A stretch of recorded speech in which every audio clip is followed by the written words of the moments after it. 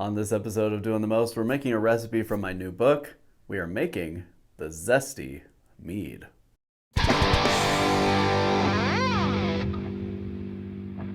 This recipe is one we've made on the channel before. It is essentially a traditional mead that's honey, water, and yeast, but with some citrus zest and a little bit of lime juice. The citrus zest in this recipe goes in primary.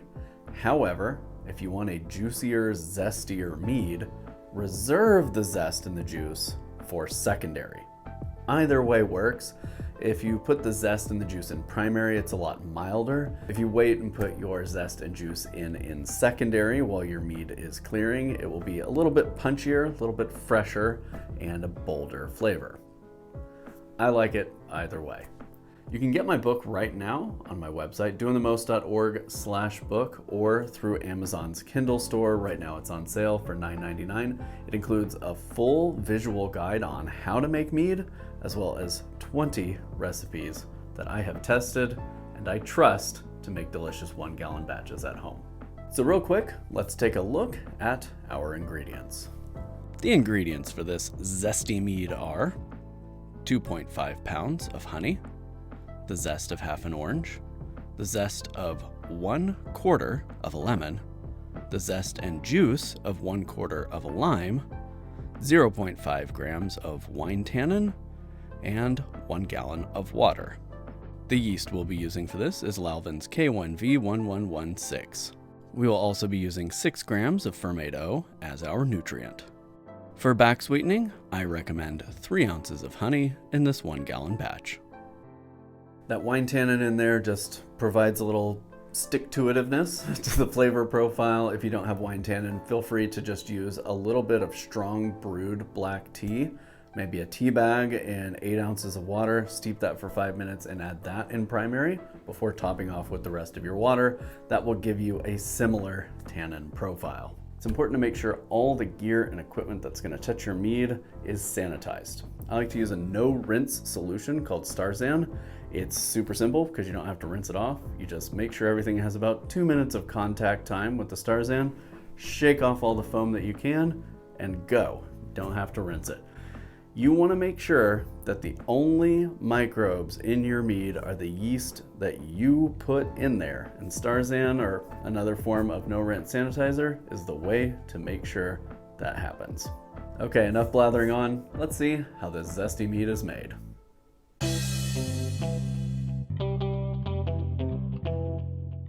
To begin, our honey is already in the carboy, so let's just add in our tannin and get our citrus zested. And the zest goes right in. If you want a big zestier punch, you could save your zest for secondary instead of using it in primary, and it'll taste just a bit fresher. Next, we're going to cut that lime open, and we're going to use 1/4 of the lime's worth of juice. Next, we're going to add about half of our water. Then, using a sanitized stopper, we will shake, shake, shake to mix in our honey as well as mix in some oxygen for the yeast.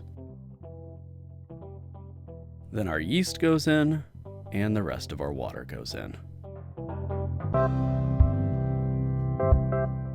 Then we place our airlock on top, and we'll fill that with either vodka or sanitizer, and that will act as our valve, keeping the bad buggies out while still letting fermentation gas escape.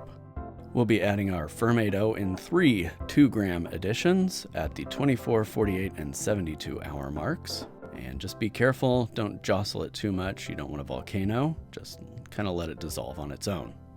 About a month later, it's done fermenting. Quick read of the hydrometer shows that it ended just under 1.000, so totally dry. To transfer our mead, we're going to be using an auto siphon, and this here is a 5-gallon auto siphon, so it is quite a bit bigger than the 1-gallon one you'll see in this video, but it basically works by generating a vacuum and then using gravity to do the rest. Put your mead higher than the vessel you are racking to, put your racking cane in there with some tubing from here to your secondary vessel, then you just pump it. That creates a vacuum that pulls the mead up and in through the tube, and then gravity does the rest, drawing it down into your secondary vessel. Super handy. There are a lot of different ways that you can transfer your mead, and I've got a whole video on that. I'll put the link in the description. So using our auto siphon, we will now get that finished mead transferred from primary into secondary so we can leave all the sediment behind and do a little bit of a gentle off-gassing.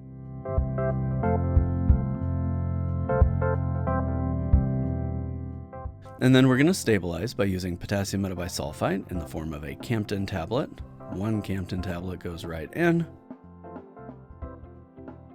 and a ½ teaspoon of potassium sorbate.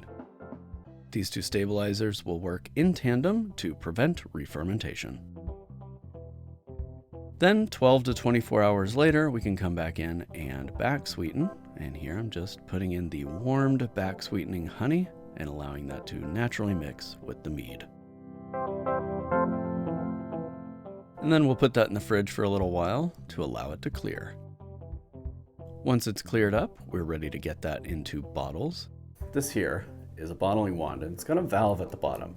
You attach this to the hose from your racking system, and when you're bottling, you can use this to fill from the bottom up. So you get your siphon started, you press this down into the bottom of the bottle. It'll fill the bottle from the bottom up. So as soon as the liquid line reaches the top of your bottle, you can just lift up, it'll close the valve, stop the flow, and you can move on to the next bottle. Super handy, and it helps prevent a lot of mess. So I sanitized some wine bottles, including one small overflow bottle just in case I needed it, and got that transferred off. I'm using standard wine bottles here, so we just put some corks in with our hand corker, and there's 4 bottles of mead ready to go.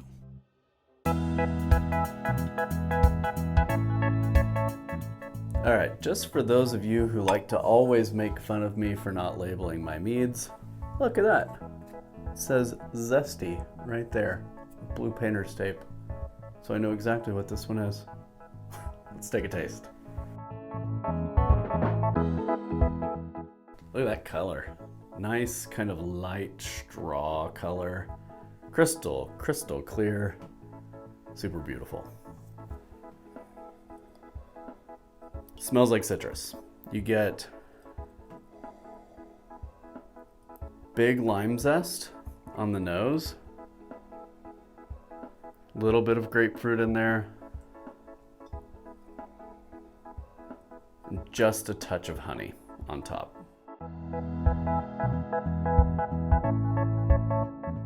The flavor is juicy, it's earthy. The lime is the most present flavor there. I've had people sometimes describe this one to me as tasting like a lime sucker, like those little suckers that you would get from the bank.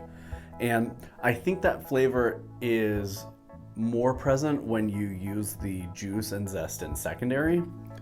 Here, the juice and zest kind of provide just a little bit of zhuzh, a little bit of nuance, a little bit of something that's not the flavor of just a honey-based mead.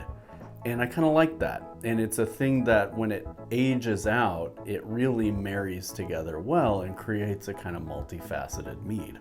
So if you're gonna brew this, try to scuttle a bottle or two away, at least for 6 months or a year, just to see how those things kind of draw together. I hope you liked this video. If you did, make sure to subscribe to the channel and ring that notification bell so you don't miss any of our upcoming content. And again, you can find my book at dointhemost.org/book. We're featuring a ton of recipes from the book on the channel over the next few months. But, you know, if you want them now, you can get them now. Until next time, happy brewing and cheers. Homemade brews and various how-tos, everything from mead to roast, bake creation, fermentation, inebriation, doing the most.